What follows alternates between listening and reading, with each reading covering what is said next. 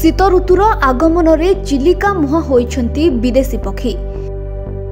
विशेषकर सुदूर Siberia, Mongolia, Australia और काश्मीर हिमालय पथ दे अनेक देशरू लक्ष लक्ष पक्षी आसुछंती। हजार हजार किलोमीटर पथ अतिक्रम करी उड़ी आसंती चिलिका को निजर खाद्य अन्वेषण रे।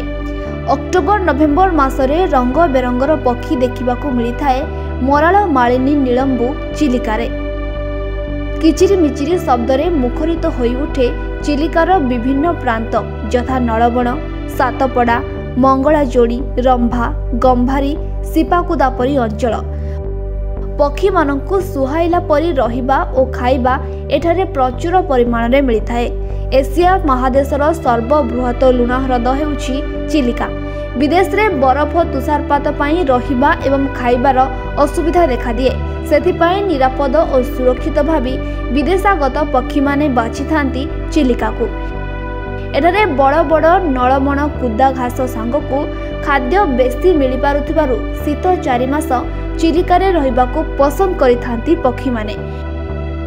गहिरा गेंडी, बोली गेंडी, तुलुसा, लांजा, काम, समुद्र काऊ परी प्राय बहुत प्रजातिर पक्षी देखिबाकू मिलिथाए।